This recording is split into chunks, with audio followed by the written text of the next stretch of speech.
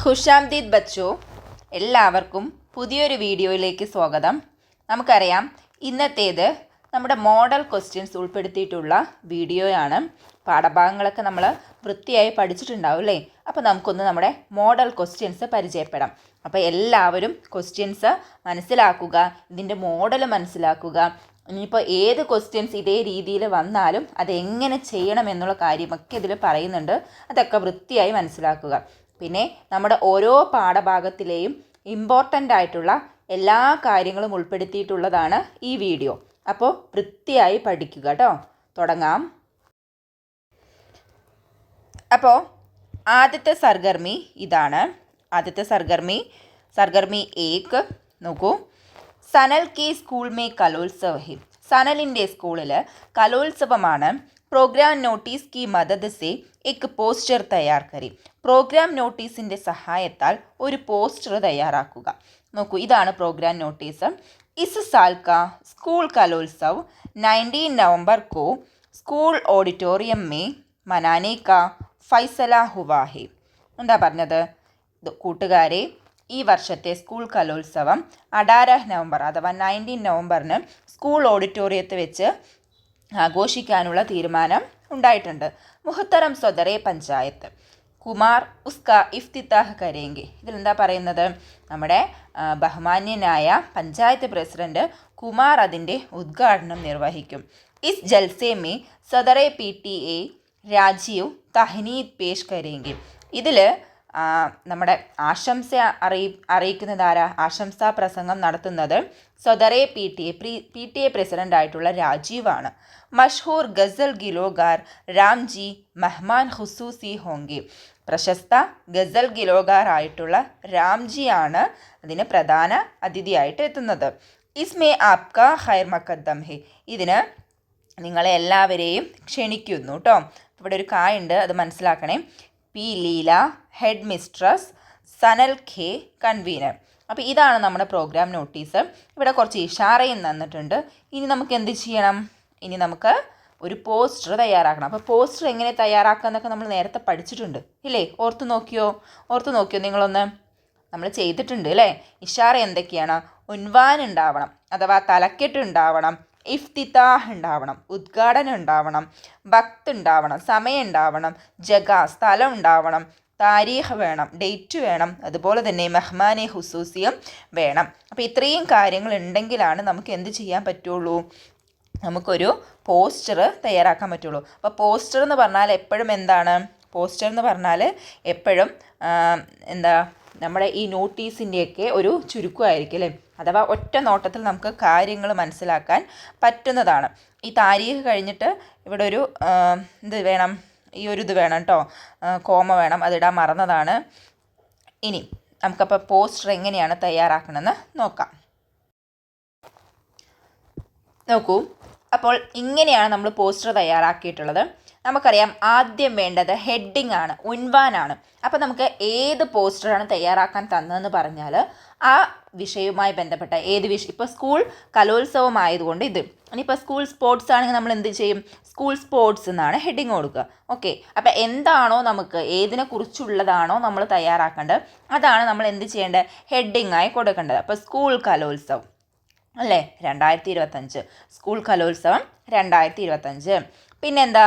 ഉദ്ഘാടനമാണ്, ഇഫ്തിതാഹ് കൊടുത്തിട്ടുണ്ട്. ആരാണ്? കുമാറാണ് ഇഫ്തിതാഹ് ചെയ്യുന്നത് അല്ലേ? സ്വദറെ പഞ്ചായത്താണ് നമ്മുടെ കുമാർ എന്ന് പറയുന്നത്. പിന്നെ അടുത്തത് എന്താണ്? അടുത്തത് മെഹ്മാനെ ഹുസൂസിയാണ്. മെഹ്മാനെ ഹുസൂസി അഥവാ വിശിഷ്ടാതിഥി ആരാ? രാംജിയാണ് വിശിഷ്ടാതിഥി, ഗസൽ ഗിലോഗാർ ആണ്.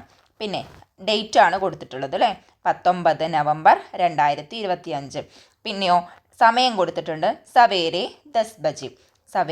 10 ബജെ 10 മണിക്ക്. പിന്നെ സ്കൂൾ ഓഡിറ്റോറിയം സബ്കോ ഖൈർ മുഖദ്ദം ഹെ. ഇതിൽ സ്കൂളിൻ്റെ പേര് ഞാൻ ക്വസ്റ്റ്യനിൽ കൊടുത്തിട്ടുണ്ടായിരുന്നില്ല. അപ്പോൾ അതുകൊണ്ട് തന്നെയാണ് ഇവിടെയും നമ്മൾ എന്ത് കൊടുത്തില്ല? അല്ലെങ്കിൽ ഇവിടെ നമ്മൾ സ്കൂളിൻ്റെ പേര് കൊടുക്കുമായിരുന്നു. ആ ക്വസ്റ്റ്യനിൽ ഞാൻ എന്ത് ചെയ്തില്ല? സ്കൂളിൻ്റെ പേര് കൊടുത്തിട്ടില്ല, അതുകൊണ്ടാണ് ഇവിടെ കൊടുക്കാതിരുന്നത്. അഥവാ നിങ്ങൾക്ക് തരുന്ന ക്വസ്റ്റ്യനിൽ അതിൽ സ്കൂളിൻ്റെ പേരോ അല്ലെങ്കിൽ ഇപ്പോൾ സ്ഥലത്തിൻ്റെ പേര്, ഇപ്പോൾ വയനാട്, മലപ്പുറം, അങ്ങനെ എന്തെങ്കിലും ഒരു സ്ഥലം തരികയാണെന്നുണ്ടെങ്കിൽ ഈ സബ്കോ ഖൈർ മുഖദ്ദം ഹേല്ലേ, അതിനുശേഷം നമ്മൾ സ്കൂളാണെന്നുണ്ടെങ്കിൽ സ്കൂളിൻ്റെ പേര് എഴുതുക. ഓക്കെ, അപ്പോൾ അത് ഞാൻ എഴുതിയിട്ടില്ല, അത് വിട്ടുപോയതാണ്. അപ്പോൾ ഇങ്ങനെയാണ് നമ്മൾ എന്ത് ചെയ്യേണ്ടത്, ഒരു പോസ്റ്റർ തയ്യാറാക്കേണ്ടത്. ആദ്യം ഹെഡിങ് വേണം, അതിൽ പിന്നെ ഉദ്ഘാടനം വേണം, വിശിഷ്ടാതിഥി വേണം, അതുപോലെ തന്നെ ഡേറ്റ് വേണം, സമയം വേണം, സ്ഥലം വേണം, പിന്നെ എല്ലാവർക്കും സ്വാഗതം എന്ന് പറയണം. ഞാനിപ്പോൾ ഇങ്ങനെ വരച്ചു കൂട്ടിയിട്ടുണ്ട്. നിങ്ങൾക്ക് എന്ത് ചെയ്യാം, നന്നായി ചിത്രം വരയ്ക്കാൻ അറിയുന്നവരാണെന്നുണ്ടെങ്കിൽ നല്ല ഭംഗിയിലുള്ള ചിത്രമൊക്കെ വരച്ചിട്ട് വേണമെന്നുണ്ടെങ്കിൽ ഹെഡിങ് ഒക്കെ കുറച്ചുകൂടി ഭംഗിയാക്കി എഴുതാം. ഓക്കെ, നമ്മൾ പോസ്റ്റർ കണ്ടിട്ടുണ്ടല്ലോ, അപ്പോൾ ആ ഒരു രീതിക്ക് നമ്മൾ ചെയ്യാം. അപ്പോൾ പോസ്റ്ററിൻ്റെ കാര്യം ഓക്കെ അല്ലേ? ഏത് വിഷയം തന്നാലും നമ്മൾ പോസ്റ്റർ എഴുതേണ്ടത് ഇങ്ങനെയാണ്, അത് മനസ്സിലാക്കി വെക്കുക. ഇതിൻ്റെ ഈ ഒരു സംഭവം ഉണ്ടല്ലോ, ഇഷാറ, അങ്ങനെയുള്ള കുറേ കാര്യങ്ങൾ ഇഷാറയിൽ തന്നിട്ടുണ്ടായിരുന്നില്ലേ, ഉൻവാൻ, തലക്കെട്ട്, അതെല്ലാം നമ്മൾ എന്ത് ചെയ്യണം, മറക്കരുത്. അത് നമ്മൾ മറക്കാതെ എന്ത് ചെയ്യണം, അത് ഓർത്ത് വെക്കണം, എങ്കിൽ മാത്രമാണ് നമുക്ക് പറ്റുള്ളൂ. ഓക്കെ, അപ്പോൾ ഇതാണ് ആദ്യത്തെ സർഗർമി. നമുക്ക് വേണമെന്നുണ്ടെങ്കിൽ ആ ഇഷാറയിൽ തന്നിട്ടുള്ളതിൻ്റെ അർത്ഥവും കൂടി ഒന്ന് നോക്കാം, അതും നിങ്ങൾ മറക്കരുത് കേട്ടോ. അപ്പോൾ ഇതിൽ നമ്മളിതൊന്ന് അർത്ഥം എഴുതിയിട്ടുണ്ട് കേട്ടോ. ഉൻവാൻ പറഞ്ഞ ഹെഡിങ് ആണ്, ഇഫ്തിത്താഹ് ഉദ്ഘാടനമാണ്, വക്ത് സമയമാണ്, ജഗ സ്ഥലമാണ്, താരീഖ് ഡേറ്റ് ആണ്, മെഹ്മാനെ ഹുസൂസി എന്ന് പറഞ്ഞാൽ ചീഫ് ഗസ്റ്റ് ആണ്. അപ്പോൾ ഇത് നമ്മൾ മനസ്സിലാക്കി വെക്കുക. ഇത് തന്നിട്ടുണ്ടാവും, ഇതിൻ്റെ അർത്ഥം എന്താണെന്ന് അറിഞ്ഞില്ല എന്നുണ്ടെങ്കിൽ നമുക്ക് പണി കിട്ടും. അപ്പോൾ നമ്മൾ ഈ അർത്ഥങ്ങൾ നമ്മൾ പഠിച്ചു വയ്ക്കാം. ഓക്കെ, ഇനി നമുക്ക് നമ്മുടെ അടുത്ത സർഗർമി നോക്കാം. മക്കളെ, ഇനി ഈ ക്വസ്റ്റ്യനിൽ നമ്മൾ പരിചയപ്പെടാൻ പോകുന്നത് ഒരു സംഭാഷണമാണ്. ഇപ്പം നമ്മൾ പ്രോഗ്രാം നോട്ടീസ് തന്നിട്ട് അതിൽ നിന്ന് നമ്മളൊരു പോസ്റ്റർ തയ്യാറാക്കാനാണ് പഠിച്ചത്. ഒരു പക്ഷേ ഓപ്ഷനായിട്ട് നമുക്ക് ഇതുമായി ബന്ധപ്പെട്ട് ഒരു സംഭാഷണമാണ് തയ്യാറാക്കാൻ തന്നിട്ടുണ്ടെങ്കിലോ, നമുക്ക് അതെങ്ങനെ തയ്യാറാക്കുമെന്ന് നോക്കാം. അപ്പോൾ ഈ പ്രോഗ്രാം നോട്ടീസ് തന്നിട്ടാണെന്നുണ്ടെങ്കിൽ അങ്ങനെ, അല്ല മുകളിൽ ഏതെങ്കിലും ഒരു ഡിസ്ക്രിപ്ഷൻ തന്നിട്ട് അതുമായി ബന്ധപ്പെട്ടുള്ള സംഭാഷണമാണെന്നുണ്ടെങ്കിൽ അങ്ങനെ. അപ്പോൾ നമുക്ക് എങ്ങനെയാണ് ഒരു സംഭാഷണം തയ്യാറാക്കേണ്ടത് നോക്കാം. ചോദ്യം ഇങ്ങനെയാണ് കൊടുത്തിട്ടുള്ളത്, പ്രോഗ്രാം നോട്ടീസിലേക്ക് സനൽ അപ്നെ ഘർ ഗയി. പ്രോഗ്രാം നോട്ടീസുമായി സനൽ തൻ്റെ വീട്ടിൽ പോയി. സനൽ ഓർ ഉസ്കി അമ്മി ജാൻ കി ഗുഫ്തഗു തയ്യാർ കീജിയെ. സനലും അവൻ്റെ അമ്മയും തമ്മിലുള്ള സംഭാഷണം തയ്യാറാക്കൂ. അപ്പോൾ സനൽ ആദ്യം പറയാണ് അമ്മി അമ്മി.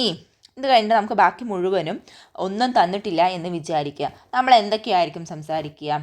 അമ്മി അമ്മി, അമ്മയെന്ന് മാത്രമേ വിളിച്ചിട്ടുള്ളൂ. ഞാനിവിടെ മുഴുവനായിട്ടുള്ള ഉത്തരം കൊടുത്തിട്ടുണ്ട്. ഇത് കൊടുത്തിട്ടില്ല എന്നുണ്ടെങ്കിൽ എന്തൊക്കെയായിരിക്കും സംസാരിക്കുക?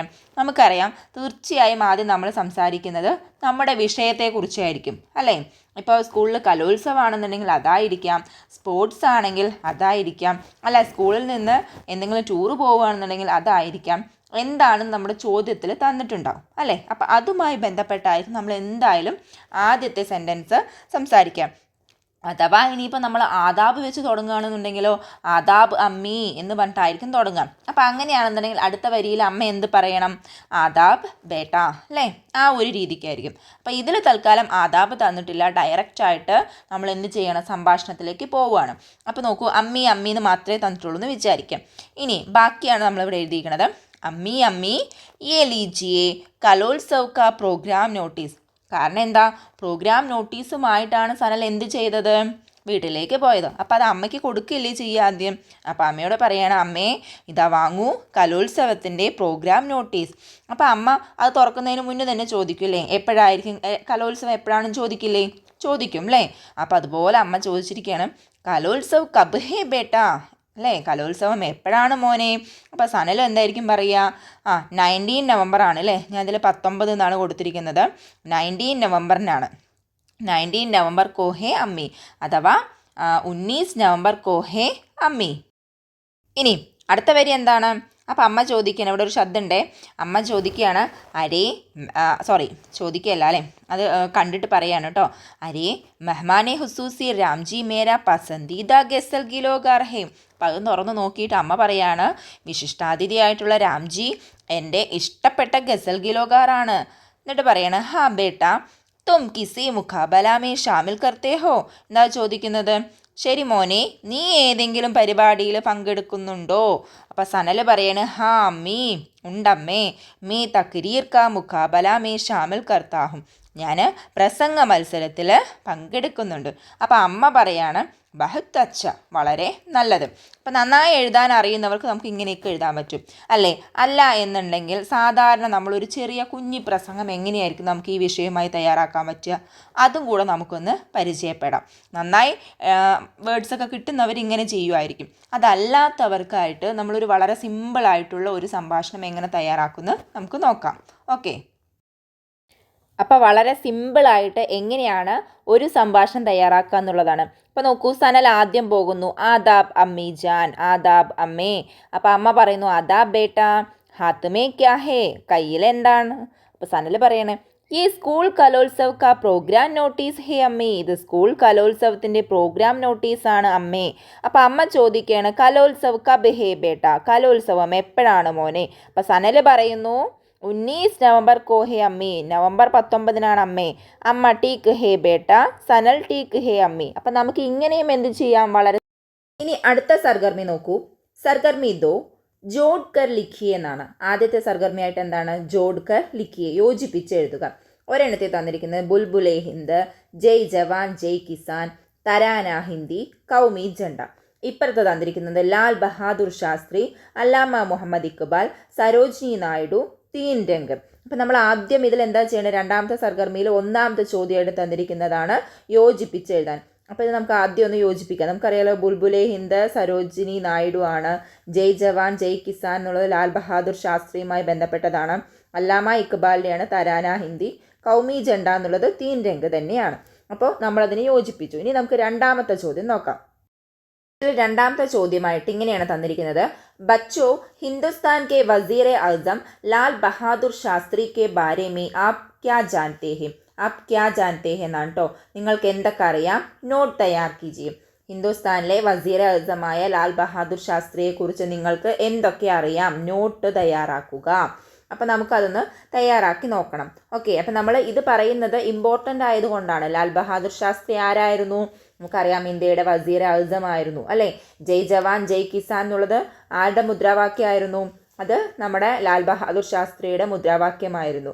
അപ്പോൾ നമുക്ക് എന്തായാലും നമ്മുടെ ലാൽ ബഹാദൂർ ശാസ്ത്രിയെക്കുറിച്ചൊന്ന് എഴുതി നോക്കാം. അപ്പം നിങ്ങളിത് മനസ്സിലാക്കി വെക്കുക. ചിലപ്പോൾ ഇത് അല്ലാമ ഇക്ബാലിനെ കുറിച്ചായിരിക്കാം. ഓക്കെ, അപ്പോൾ ഒന്നില്ലെങ്കിൽ ഇക്ബാലിനെ കുറിച്ചായിരിക്കാം, അതല്ലാന്നുണ്ടെങ്കിൽ ആരെക്കുറിച്ചായിരിക്കാം?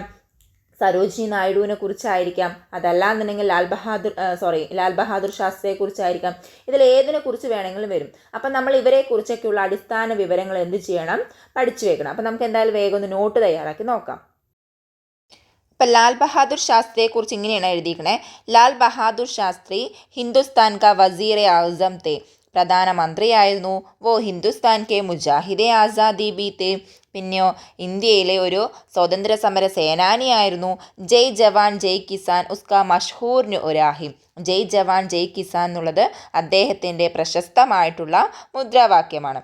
ഇനി അല്ലാമ ഇക്ബാൽ ആണെങ്കിലോ, അല്ലാമ ഇക്ബാൽ ഉർദു കാ മഷ്ഹൂർ ഷാഇർ ഹേ, പ്രശസ്തനായ കവിയാണ്. സാരേ ജഹാൻ സി അച്ഛ ഉസ്കി ലിഖാ ഹുവ മഷ്ഹൂർ നസ്സം ഹേ. പിന്നെ അതുപോലെ വോ സിയാൽകോട്ട് മേ പൈദാ ഹുയെ, അവർ സാരേ ജഹാൻ സി അച്ഛ എന്നുള്ളത് അദ്ദേഹത്താൽ എഴുതിയ അല്ലെങ്കിൽ അദ്ദേഹത്താൽ എഴുതപ്പെട്ട ഒരു കവിതയാണ്. അതുപോലെ തന്നെ സിയാൽകോട്ടിലാണ് അദ്ദേഹം ജനിച്ചത്. ഈ സരോജിനി നായിഡു ഇന്ത്യയിലെ മുജാഹിദെ ആസാദി ആയിരുന്നു, സ്വാതന്ത്ര്യ സമര സേനാനിയാണ്. അതുപോലെ തന്നെ ഒരു വലിയ മഷ്ഹൂർ ഷാഇറയാണ്, കവിയാണ്. അതുപോലെ തന്നെ ബുൽബുലെ ഹിന്ദ് കി നാം സെ മഷ്ഹൂർ ഹെ, അവർ ബുൽബുലെ ഹിന്ദ് എന്നുള്ള പേരിലും മഷ്ഹൂറാണ്. അപ്പോൾ ആരെക്കുറിച്ച് വേണമെന്നുണ്ടെങ്കിൽ നമുക്ക് ചോദിക്കാം. അപ്പം നിങ്ങൾ ഇത്രയും കാര്യങ്ങളൊന്ന് മനസ്സിലാക്കി വെക്കുക. ലാൽ ബഹാദൂർ ശാസ്ത്രിയെക്കുറിച്ച് വസീറെ ആസം ആണെന്നുള്ളത്, അതുപോലെ തന്നെ മുജാഹിദെ ആസാദി ആണെന്നുള്ളത്, ജയ് ജവാൻ ജയ് കിസാൻ എന്നുള്ളത് അദ്ദേഹത്തിൻ്റെ നൂരി ആണെന്നുള്ളതും മനസ്സിലാക്കാം. അതുപോലെ അല്ലാമ ഇക്ബാൽ ആണെന്നുണ്ടെങ്കിൽ മഷ്ഹൂർ ഷാഇറാണ്. സാരേ ജഹാൻ സെ അച്ഛ എന്നുള്ളത് അദ്ദേഹം എഴുതിയതാണ്. അതുപോലെ സിയാൽകോട്ടിലാണ് ജനിച്ചത്. ഇനി ഇതിനേക്കാളും നിങ്ങൾക്ക് അറിയുമെങ്കിൽ അത് എഴുതാട്ടോ, ഞാൻ വളരെ സിമ്പിളായിട്ടുള്ളതാണ് പറഞ്ഞത്. അതുപോലെ സരോജിനി നായിഡു ആണെന്നുണ്ടെങ്കിൽ മുജാഹിദെ ആസാദിയാണ്, ഷാഇറയാണ്, ബുൽബുലെ ഹിന്ദ് എന്നുള്ള പേരിൽ മഷ്ഹൂറാണ്. പിന്നെ എല്ലാത്തിലും ഉപരിയായിട്ട് നമ്മൾ ഹിന്ദുസ്ഥാൻ എന്നുള്ള വാക്ക് പഠിക്കണേ. ഇന്ത്യ അല്ലേ, ഇന്ത്യയുടെ എന്നുള്ള വാക്കും നമ്മൾ പഠിക്കണം. അപ്പോൾ നമുക്ക് നമ്മുടെ അടുത്ത സർഗർമി നോക്കാം. അപ്പോൾ മൂന്നാമത്തെ സർഗർമി ഇതാണ് കേട്ടോ. നോക്കൂ, സാരേ ജഹാ സെ അച്ഛ ഹിന്ദുസിത്ത ഹമാര ഹം ബുൽബുലേ ഹെ ഇസ്കി യേ ഗുൽസിത്താൻ ഹമാര. അപ്പം നമുക്കറിയാമല്ലോ ഈ വരികൾ ആരുടേതാണെന്ന്. ഇനി ചോദ്യം ഇതാണ്, ബച്ചു ഈ കിസ്ക ലിക്കാ ഹുവാ നസ്മ ഹെ, ഇത് ആരെഴുതിയ കവിതയാണ്?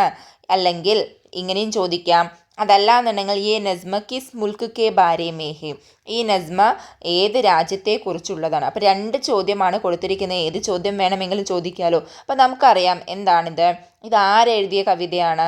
അതെ, അലാമ ഇക്ബാൽ എഴുതിയ കവിതയാണ്. അപ്പോൾ നമ്മൾ എങ്ങനെ ഉത്തരം എഴുതാം?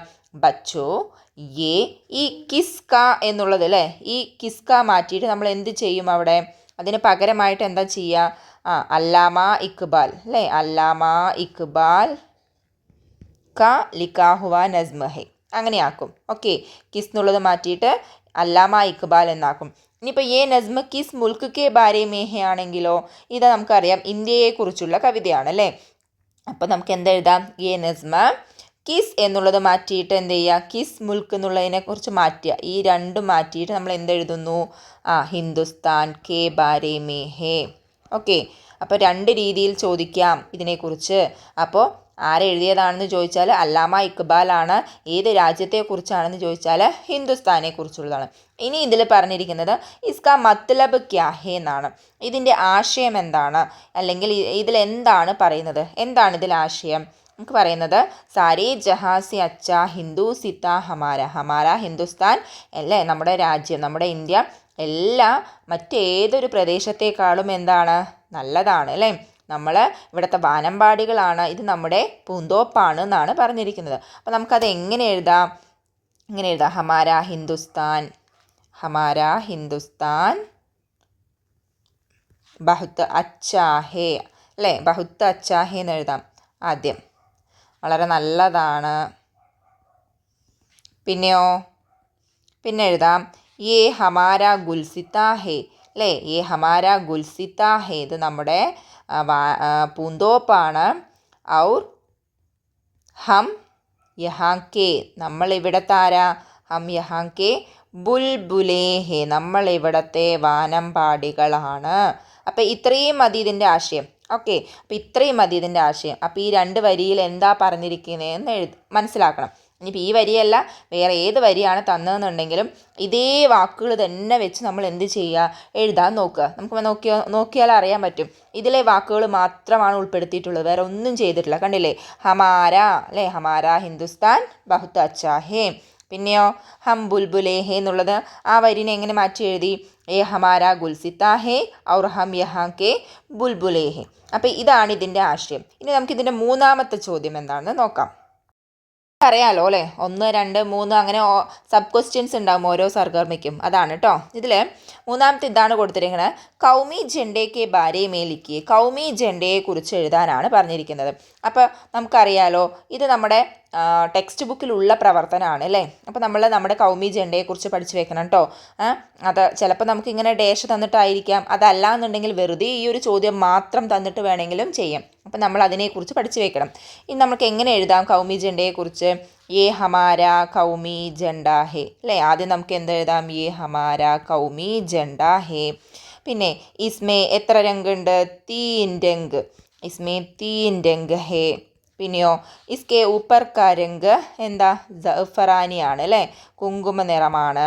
അതുപോലെ തന്നെ ബേച്ച്മേ, ബേച്ച്മേ ഏതാണ് നിറം? ബേച്ച്മേ സഫേദ് ഹേ, സെൻറ്ററിൽ സഫേദാണ്. ഉസ്കാ ഡാഷ് ഹരാ രംഗ് ഹേ, അപ്പോൾ എന്താ നമ്മളിവിടെ എഴുതുക? ഉസ്കാ നീച്ചെ ഹരാ രംഗ് ഹേ. അപ്പോൾ നമ്മൾ ഇത് ഡാഷ് തരാതെ തന്നിട്ടുണ്ട് എന്നുണ്ടെങ്കിൽ നമ്മളിതെങ്ങനെയാണ് ഇത് പഠിച്ചു വെക്കണം കേട്ടോ. അപ്പോൾ ഇത് വളരെ സിമ്പിളാണ്. കൗമി ജെൻഡ എന്നുള്ള വാക്ക് പഠിക്കുക, 3 നിറം 3 രംഗ്, അതുപോലെ തന്നെ ജൗഫറാനി സഫേദ്, ഹര എന്നുള്ള നിറങ്ങൾ, അതുപോലെ തന്നെ ഊപ്പർ ബേച്ച്മേ നീച്ചെ എന്നുള്ള ഈ ഒരു സംഭവങ്ങളും പഠിച്ചു കഴിഞ്ഞാൽ നമുക്ക് നമ്മുടെ കൗമി ജെൻഡയെക്കുറിച്ച് എഴുതാം. നമുക്ക് വേണമെന്നുണ്ടെങ്കിൽ ഇങ്ങനെ എഴുതാം കേട്ടോ, കൗമി ജെൻഡ ഹൂബ്സൂറത്ത് ഹേ, അതൊക്കെ എഴുതാം. ഓക്കെ, അപ്പോൾ അശോക ചക്രമുണ്ട്, അതെഴുതാം. അപ്പോൾ നമ്മൾ കൗമി ജെൻഡയെക്കുറിച്ച്, നമ്മുടെ ദേശീയ പതാകയെക്കുറിച്ച് എന്ത് ചെയ്യണം? പഠിച്ചു വെക്കണം. അപ്പോൾ ഇതാണ് ഈ പ്രവർത്തനം. ഇനി നമുക്ക് നമ്മുടെ സർഗർമി 4 നോക്കാം. സർഗർമി 4 നോക്കൂ. ഇവിടെ ബച്ചോ നീച്ചെ ചന്ദ് കേലോം കെ നാം ഹേ പഠിയേ. താഴെ കുറച്ച് കളികളുടെ പേരുണ്ട്, വായിക്കൂ എന്നാണ് പറഞ്ഞിരിക്കുന്നത്. ആങ്ക് മച്ചോലി, ടേബിൾ ടെന്നീസ്, ഷത്രഞ്ച്, കുഷ്തി, ഫുട്ബോൾ, വോളിബോൾ, ബാസ്കറ്റ്ബോൾ, തേരാക്കി, കയാക്കിങ്. ഇനി ഇതിൽ നമ്മൾ എന്താ ചെയ്യേണ്ടത്? ആദ്യത്തെ ചോദ്യം ഇതാണ്. ഇതിലേതൊക്കെ കളിയാണെന്ന് ആദ്യം മനസ്സിലായോ? ആങ്ക് മച്ചോലി എന്താണ്? കണ്ണ് കെട്ടിക്കളി. ടേബിൾ ടെന്നീസ്, ടേബിളിൻ്റെ അപ്പുറത്തും ഇപ്പുറത്തും കളിക്കുന്ന ടെന്നീസ്. ഷത്രഞ്ചോ? ചെസ്സാണ്. ഗുസ്തിയാണ് അല്ലേ. ഫുട്ബോൾ എന്താ? ഫുട്ബോൾ തന്നെ. വോളിബോൾ, ബാസ്കറ്റ്ബോൾ തന്നെ. തേരാക്കി എന്ന് പറഞ്ഞാൽ നീന്തൽ. കയാക്കിംഗ് എന്ന് പറഞ്ഞാൽ നമ്മളിങ്ങനെ വെള്ളത്തിൽ ഒരു സംഭവം ഇങ്ങനെ തുഴയുന്ന ആ ഒരു ഇതാണ് കേട്ടോ. അപ്പോൾ ഇനി ഇതിൽ നിങ്ങൾ എന്താ ചെയ്യേണ്ടത്? ബച്ചോ ഇസ് കേളോ കോ മുനാസിബ് ഖാനോ മേ ലിഖിയെ. നമ്മൾ എന്ത് ചെയ്യണം? കോളങ്ങൾ തന്നിട്ട് അതിൽ തരം തിരിച്ച് എഴുതാനാണ് പറഞ്ഞിരിക്കുന്നത്. അപ്പോൾ ഇവിടെ കോളൊന്നും കൊടുത്തിട്ടില്ല, ഏതൊക്കെയാണെന്ന് ഇവിടെ ഓപ്ഷനാണ് കൊടുത്തിട്ടുള്ളത്. പാനി മേ കേൽനെ വാലെ, വെള്ളത്തിൽ കളിക്കുന്നത്. മൈതാൻ മേ, അതുപോലെ തന്നെ മൈതാനത്ത് കളിക്കുന്നത്. ഇൻഡോർ സ്റ്റേഡിയത്ത് കളിക്കുന്നത്. അപ്പോൾ ഈ കളികളുടെ അർത്ഥം പറഞ്ഞപ്പോൾ തന്നെ മനസ്സിലായിട്ടുണ്ടാവും ഇതിൽ ഏതൊക്കെയാണ് വരികയെന്ന്. അപ്പോൾ ഇതിന് നമ്മൾ 1, 2, 3 നമ്പർ ഇട്ട് കൊടുക്കുകയാണെന്നുണ്ടെങ്കിൽ ഇതിനെങ്ങനെ നമ്പർ ഇട്ട് കൊടുക്കാം? ഇപ്പോൾ പാനിമേ, വെള്ളത്തിൽ ഏതൊക്കെ വരും? കയാക്കിങ്ങും തേരാക്കിയുമാണ് വരിക. ഓക്കെ. ഇനിയിപ്പോൾ നമ്മൾ മൈതാൻമേയും കളിക്കുകയാണെന്നുണ്ടെങ്കിൽ മൈതാനത്ത് കളിക്കുന്നതായിട്ട് ഏതൊക്കെ വരാം? നമുക്ക് ബാസ്കറ്റ്ബോൾ അല്ലേ, ബാസ്കറ്റ്ബോള്, വോളിബോള്, ഫുട്ബോള്, അതുപോലെ തന്നെ ഈ ആങ്ക് മച്ചോലിയൊക്കെ നമുക്ക് പറയാം. ഇനിയിപ്പോൾ ഇൻഡോർ സ്റ്റേഡിയത്താണെന്നുണ്ടെങ്കിലോ ടേബിൾ ടെന്നീസ്, ഷത്രഞ്ച്, കുഷ്തി, ഇതൊക്കെ എവിടെയാണ്? ഇതൊക്കെ നമ്മൾ ഇൻഡോർ സ്റ്റേഡിയത്താണ്. എന്ന് വെച്ചാൽ അതിനൊരു നിശ്ചിതമായിട്ടുള്ള സ്ഥലമുണ്ട്, അവിടെ മാത്രമേ കളിക്കാൻ പറ്റുള്ളൂ. ഓക്കെ. ഇനി ഇതിൽ 4 എന്താണ്? ബച്ചു ആപ്ക പസന്ദീദ ഖേൽ കാ നാം ക്യാ ഹേ. നിങ്ങളുടെ ഇഷ്ടപ്പെട്ട കളിയുടെ പേരെന്താണ്? ഉസ് ഖേൽ കെ ബാരെ മേ ജുംലെ തയ്യാർ കരോ എന്നാണ് പറഞ്ഞിരിക്കുന്നത്. ആ കളിയെക്കുറിച്ച് ജുംല തയ്യാറാക്കൂ. അപ്പോൾ നമ്മൾക്ക് ആദ്യം ഇതിൽ നിന്ന് തന്നെ ഒരു സെൻറ്റൻസ് ഉണ്ടാക്കാൻ പറ്റും. എങ്ങനെയാണ്? ആപ്ക പസന്ദീദ ഖേൽ കാ നാം ക്യാ ഹേ. കണ്ടോ, ഇതിൽ നിന്ന് നമുക്ക് എന്തെഴുതാം? മേരാ പസന്ദീദ ഖേൽ കാ നാം, അല്ലെങ്കിൽ മേരാ പസന്ദീദ ഖേൽ എന്ന് വെച്ച് തുടങ്ങാൻ പറ്റും. അപ്പോൾ നമുക്കൊന്ന് നമ്മുടെ ഇഷ്ടപ്പെട്ട കളിയെക്കുറിച്ചൊന്ന് തയ്യാറാക്കി നോക്കാം. അതിന് മുന്നേ നമ്മൾ ഈ ചോദ്യം നോക്കൂ. ഈ ചോദ്യം നമുക്ക് ശരിക്കും സഹായകമാണ് കേട്ടോ. ഈ പാനി may ഖേൽനെ വാലെ, Maidan may, indoor stadium may, ഇതൊക്കെ എന്തിനാണ് തന്നിരിക്കുന്നത്? ഇത് ശരിക്കും നിങ്ങൾക്ക് ഈ കളിയെക്കുറിച്ചുള്ള ജുംല തയ്യാറാക്കുന്നതിന് സഹായിക്കാൻ വേണ്ടി തന്ന ഒരു ചോദ്യമാണ്. ഇനിയിപ്പോൾ കളി അറിയാത്തവർക്കാണെന്നുണ്ടെങ്കിലോ, കളി ദാ ഇവിടെ തന്നെയുണ്ട്, കണ്ടില്ലേ? അപ്പോൾ ഇത് മനസ്സിലാക്കിയാൽ തന്നെ നമുക്ക് എന്ത് ചെയ്യാൻ പറ്റും? 2 സെൻറ്റൻസ് ഇതിൽ നിന്ന് തന്നെ തയ്യാറാക്കാൻ പറ്റും. ഓക്കെ. അപ്പോൾ നമുക്കൊന്ന് വേഗം ഇതിനെക്കുറിച്ച് ഒരു 4 വരി എങ്ങനെ തയ്യാറാക്കുന്നു നോക്കാം, ഏതെങ്കിലും ഒരു കളിയെക്കുറിച്ച്. അപ്പം ഞാനിവിടെ ഫുട്ബോളിനെ കുറിച്ച് തന്നെയാണ് തയ്യാറാക്കുന്നത്. ഓക്കെ, ഫുട്ബോളിനെ കുറിച്ച് തയ്യാറാക്കാം. അതല്ല എന്നുണ്ടെങ്കിൽ നമുക്ക് ഇഷ്ടമുള്ളത് ചെയ്യാം കേട്ടോ. ഞാൻ ഫുട്ബോളിനെ കുറിച്ച് തയ്യാറാക്കുന്നു. അത് എല്ലാവർക്കും എളുപ്പം ചെയ്യാൻ പറ്റുന്നത് കൊണ്ടാണ്. അപ്പോൾ നമുക്കത് പെട്ടെന്ന് എങ്ങനെയാണ് തയ്യാറാക്കുക നോക്കാം. ഇങ്ങനെയാണ് കൊടുത്തിരിക്കുന്നത്. ഫുട്ബോൾ മേരാ പസന്ദീദ ഖേൽ ഹേ. ഫുട്ബോൾ എൻ്റെ ഇഷ്ടപ്പെട്ട കളിയാണ്. ഫുട്ബോൾ മൈതാൻ മേ ഖേൽത്തെ ഹേ. ഫുട്ബോൾ മൈതാനത്താണ് കളിക്കുന്നത്. ഇസ്മേ 11 ഖിലാഡിയാ ഹോത്തേ ഹേ. അതിൽ 11 കളിക്കാരുണ്ട്. ഫുട്ബോൾ മേ മെസ്സി മേരാ പസന്ദീദ ഖിലാഡി ഹേ. ഫുട്ബോളിൽ മെസ്സി എൻ്റെ ഇഷ്ടപ്പെട്ട കളിക്കാരനാണ്. ഇനിയിപ്പോൾ നിങ്ങൾക്ക് ഏതെങ്കിലും ഒരു കിലാഡിയെക്കുറിച്ചാണ് ചെയ്യാൻ പറഞ്ഞെങ്കിലോ നമുക്ക് വേണമെന്നുണ്ടെങ്കിൽ ഇങ്ങനെ എഴുതാം.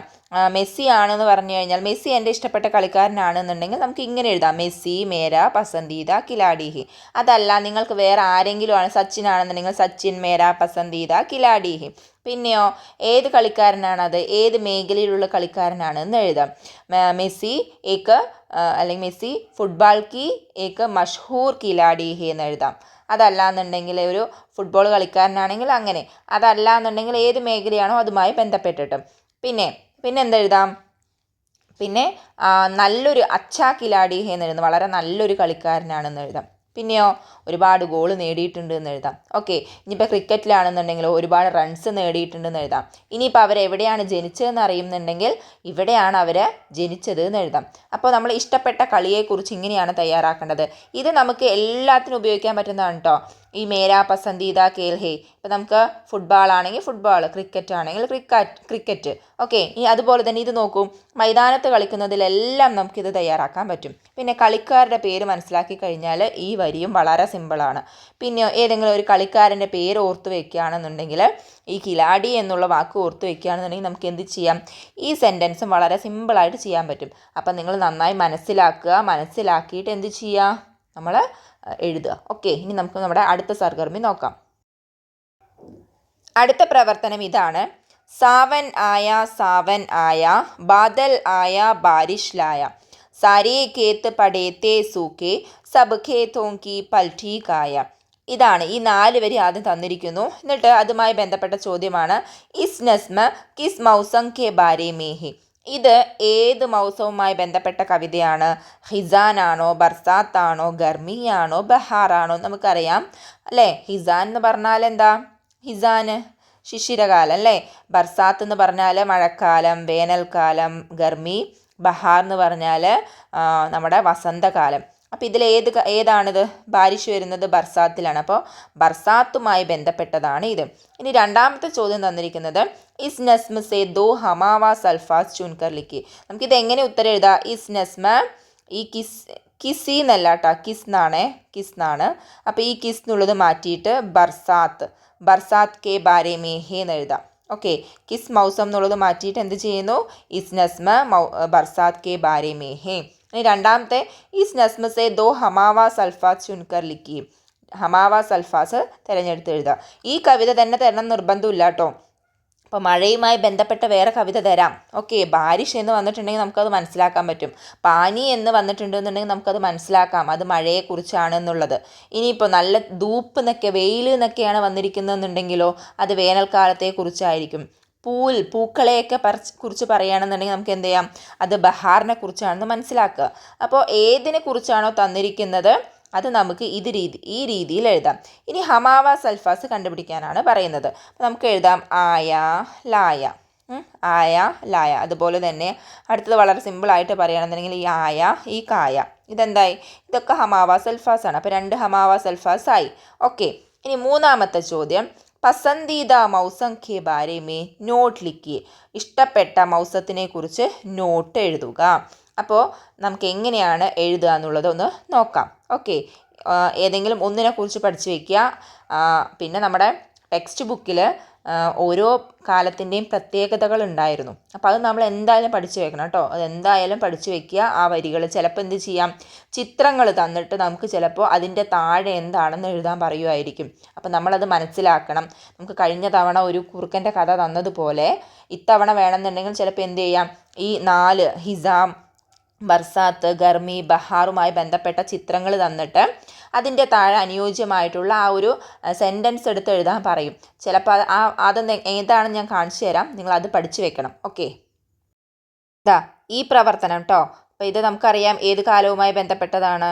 ഇത് നമുക്കറിയാം ഗർമിയാണ്. അതുപോലെ തന്നെ ഇതെന്താണ്? ഇതാണ് ഹിസാനാണ്. അതുപോലെ തന്നെ പൂൽ കിൽത്തേഹെ, അത് എവിടെയാണ്? ബഹാറിലാണ്. ഇത് ബർസാത്തിലാണ്. അപ്പോൾ ഇതുമായി ബന്ധപ്പെട്ട സെൻറ്റൻസുകൾ എവിടെയാണുള്ളത്? ഇവിടെ നോക്കൂ, ഇങ്ങനെ തന്നിരിക്കുകയാണ്. ഈ 4 സെൻറ്റൻസുകൾ ഏതിലാണ് എഴുതുക? നമുക്കറിയാം പൂൽ ജ്യാദാ കിൽത്തേഹേം, ഇതാണ് നമ്മൾ എന്തിൽ എഴുതേണ്ടത്? ഈ ബഹാറിൽ എഴുതേണ്ടത് അല്ലേ. ഈ ബഹാറിൽ വരുന്നതാണ് ഇത്.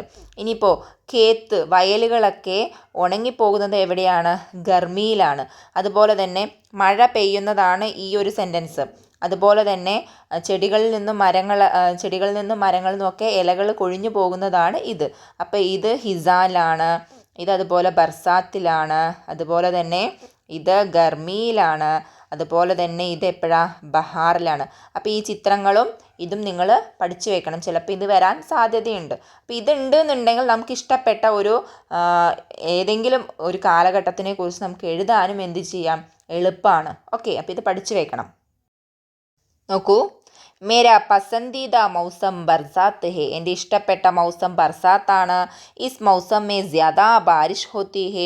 ഈ കാലത്ത് ഒരുപാട് മഴയുണ്ടാവുന്നു. നദി മേ പാനി ബർത്തേ ഹേ. നദിയിൽ എന്ത് ചെയ്യുന്നുണ്ട്? വെള്ളം നിറയുന്നു. ഹർ തരഫ് ഹരിയാലി കി നസർ ആത്തേ ഹേ. എല്ലാ ഭാഗത്തും പച്ചപ്പ് വ്യാപിക്കുന്നു. ചിലപ്പോൾ വേണമെന്നുണ്ടെങ്കിൽ ഗർമിയെക്കുറിച്ചാണെന്നുണ്ടെങ്കിലോ മേരാ പസന്ദീദ മൗസം ഗർമി ഹേ. ഇസ് മൗസമേ മഴയ്ക്ക് പകരം എന്തെഴുതാം നമുക്ക്? ജ്യാദ ഗർമ ഹോത്തി ഹേ അല്ലെങ്കിൽ ഗർമി ഹോത്തി ഹേ, ഗരം ഹോത്തി ഹേ എന്നും എഴുതാം. ഗരം ഹോത്തി ഹേ. പിന്നെയോ നദി മേ പാനി ബർത്തേ ഹേ എന്ന് പകരം എന്ത് ചെയ്യാം? നദി അല്ലെങ്കിൽ ഖേത്ത് എന്ന് എഴുതാം. ഖേത്ത് അല്ലെങ്കിൽ നദി മേ പാനി കം ഹോത്തേ ഹേ, കുറവാകുന്നു. പിന്നെ ഹർ തലഫ് ഹരിയാലി എന്നുള്ളതിന് പകരം എന്തെഴുതാം? ഹർ തറഫ് അല്ലെങ്കിൽ പേട് പൗദേ സൂഖ് ജാത്തേ ഹേ. അങ്ങനെയുള്ള വാക്കുകളും കൂടി. ഒന്ന് ധൂപ്പ് അല്ലെങ്കിൽ ധൂപ്പ് എഴുതാം. ജ്യാദ ധൂപ്പ് നമുക്ക് എഴുതാം, നല്ല വെയിലുണ്ടാവുന്നു എന്ന് എഴുതാം. അതുപോലെ തന്നെ ഗർമി കാ മൗസം എന്ന് എഴുതാം.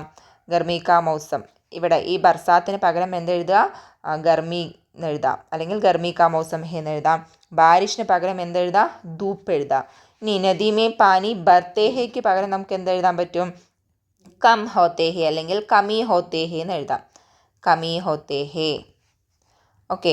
ഇനി ഹർ തറഫ് ഹരിയാലി കി നസർ ആത്തേ ഹേ, അതിന് പകരം എന്തെഴുതാം? ഖേത്ത് അല്ലെങ്കിൽ പേട് പൗദേ സൂക്കി ഹോ ജാത്തേ ഹേ കേട്ടോ. സൂക്കി ഹോ ജാത്തേ ഹേ എന്ന് എഴുതാം. അപ്പോൾ നമ്മൾ ഈ വാക്കുകൾ പഠിച്ചു വെക്കണം കേട്ടോ. ഈ വാക്കുകൾ നമ്മൾ എന്ത് ചെയ്യുക? പഠിച്ചു വെക്കുക. അപ്പോൾ ഗർമിയെക്കുറിച്ച് ഇനിയിപ്പോൾ ഈ ഒരു വിശേഷണം തന്നിട്ട് ഇത് ഏത് മൗസമാണെന്ന് പറഞ്ഞാലും നമുക്ക് വളരെ സിമ്പിളായി കണ്ടുപിടിക്കാൻ പറ്റും. അപ്പോൾ ഇതെല്ലാം മനസ്സിലാക്കുക. അടുത്ത സർഗർമി നോക്കാം. അടുത്ത സർഗർമി ഇതാണ്. ഇസ്കാ നാം ക്യാ ഹേ. ചിത്രം തന്നിട്ട് ചോദിക്കുന്നത് എന്താണ്? ഇതിൽ രണ്ടാമത്തെ ചോദ്യമായിട്ട് തന്നിരിക്കുന്നത് ദങ്ക് മേ കിത്തനെ രംഗ് ഹോത്തേ ഹേ ഉസ്കെ നാം ലിഖിയെ. ദങ്കിൽ എത്ര നിറവും ഉണ്ട്, അതിൻ്റെ പേരുകൾ എഴുതാം. അപ്പം നമുക്കറിയാം ഇതെന്താണ്? ഉസ്കാ നാം ക്യാ ഹേ? ഉസ്കാ നാം ദങ്ക് ഹേ. പിന്നെയോ അതുപോലെ തന്നെ ദങ്കിൽ എത്ര നിറവും ഉണ്ടാവും? 7 രംഗാണ് അല്ലേ. ദങ്ക് മേ കിത്തനെ എന്നുള്ളതിന് പകരമായിട്ട് നമ്മൾ എന്തെഴുതും? 7 രംഗ് ഹോത്തേ ഹേ. ഏതൊക്കെയാണ് നിറങ്ങൾ? നമുക്കറിയാം ബേഗ്നി ഉണ്ട് അല്ലേ, ബേഗ്നി ഉണ്ട്. അതുപോലെ തന്നെ ഔദ, പിന്നെയോ പിന്നെ നീല, പിന്നെ യെല്ലോയ്ക്ക് പകരം നമ്മൾ ഉറുദുവിൽ പറയുക പീല അല്ലേ. നീല, പീല, പിന്നെ നാരങ്ങി, പിന്നെന്താണ് വയലറ്റ്, ഇൻഡിഗോ, ബ്ലൂ, ഗ്രീൻ ഉണ്ട് കേട്ടോ. ഇവിടെ ഹര കഴിഞ്ഞിട്ടാണ് പീല, പിന്നെ നാരങ്ങി, പിന്നെ ലാൽ. ഇത്രയുമാണ്. അപ്പോൾ ഈ നിറങ്ങൾ നമ്മൾ പഠിച്ചു വെക്കുക കേട്ടോ. ഈ ഒരു ഓർഡറിൽ 1 2 3 4 5 6 7.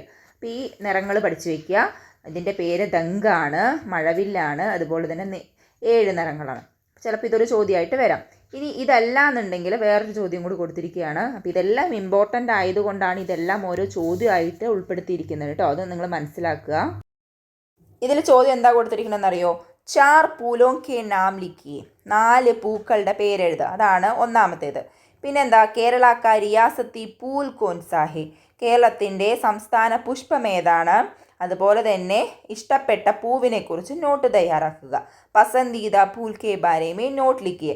അങ്ങനെ 3 ചോദ്യങ്ങളാണ് കൊടുത്തിട്ടുള്ളത്. അപ്പം 4 പൂക്കളുടെ പേര് നമ്മൾ പഠിച്ചു വെക്കണം. പൂൽ എന്ന് പറഞ്ഞാൽ പൂക്കൾ, പൂലോം എന്ന് പറഞ്ഞാൽ പൂക്കൾ, വെറും പൂലാണെങ്കിൽ പൂവ്.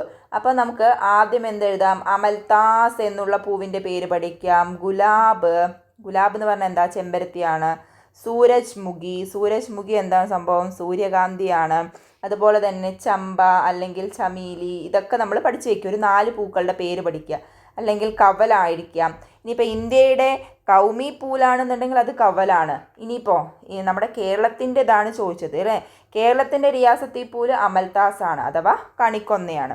അപ്പോൾ രണ്ടാമത്തെ ചോദ്യത്തിനുള്ള ഉത്തരം എന്താണ്? ഈ അമൽതാസ് ആണ്. അപ്പോൾ നമ്മൾ എന്തായാലും കുറച്ച് പൂക്കളുടെ പേര് പഠിക്കണം. ഇനി നമ്മൾ ഇഷ്ടപ്പെട്ട പൂവിനെ കുറിച്ച് നോട്ട് തയ്യാറാക്കാനാണ് പറഞ്ഞത്. അപ്പോൾ എങ്ങനെയായിരിക്കും നമ്മൾ തയ്യാറാക്കുക? നമുക്ക് അതും കൂടി ഒന്ന് നോക്കാം.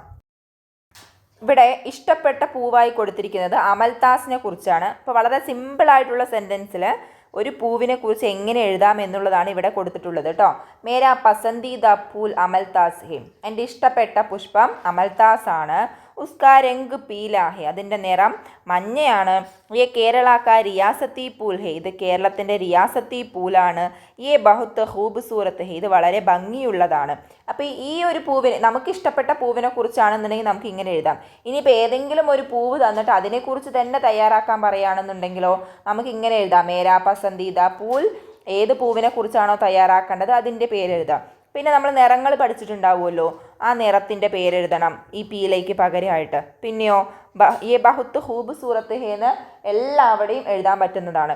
ഇനിയിപ്പോൾ വേണമെന്നുണ്ടെങ്കിൽ നമുക്ക് വേറെ ഒരു വാക്ക് പഠിച്ചു വയ്ക്കാം, ഖുഷ്ബുദാർ ഹേ. ഖുഷ്ബുദാർ എന്ന് പറഞ്ഞാൽ നല്ല മണമുള്ളതാണ്. അപ്പോൾ ഗുലാബിനെ കുറിച്ചാണെന്നുണ്ടെങ്കിൽ ഗുലാബ് ഖുഷ്ബുദാർ ഹേ എന്ന് എഴുതാം, ഗുലാബേക്ക് ഖുഷ്ബുദാർ പൂൽ ഹേ എന്ന് എഴുതാം. അതല്ല എന്നുണ്ടെങ്കിൽ നമ്മൾ ചെമ്പകത്തിനെ കുറിച്ചാണെന്നുണ്ടെങ്കിൽ എഴുതാം. അപ്പോൾ ഈ ഒരു വാക്കും കൂടി നിങ്ങൾ പഠിച്ചു വയ്ക്കുക. അപ്പോൾ ഇങ്ങനെ വളരെ സിമ്പിളായിട്ട് നമുക്ക് എന്ത് ചെയ്യാൻ പറ്റും, ഒരു പൂവിനെ കുറിച്ച് എഴുതാൻ പറ്റും. ഇനി നമുക്ക് നമ്മുടെ അടുത്ത സർഗർമി നോക്കാം. ഇനി ഇതിൽ 7ാമത്തെ സർഗർമിയാണ്. നമുക്ക് സാധാരണയായി വരാറുള്ള ഒരു സർഗർമിയാണ്. ഒരു കഥ തന്നിട്ട് ആ കഥയിൽ നിന്ന് ചോദ്യങ്ങൾ തയ്യാറാക്കുക. അപ്പോൾ കഥയുമായി ബന്ധപ്പെട്ടുള്ള ഒരു പ്രവർത്തനം എന്തായാലും നമുക്ക് ഉണ്ടാവും, അറിയാലോ. അപ്പോൾ നമ്മളിതിൽ നമ്മുടെ നന്നുവിൻ്റെ കഥയാണ് കൊടുത്തിരിക്കുന്നത്. അതുമായി ബന്ധപ്പെട്ട കുറച്ച് ചോദ്യങ്ങൾ തന്നിട്ടുണ്ട്. നമ്മൾ എന്ത് ചെയ്യണം, ഇതിൽ നിന്നും അതിൻ്റെ ഉത്തരങ്ങൾ കണ്ടെത്തണം. അപ്പോൾ നമുക്ക് നോക്കാം അല്ലേ, ആദ്യത്തേത് എന്താണെന്നുള്ളത് നോക്കൂ.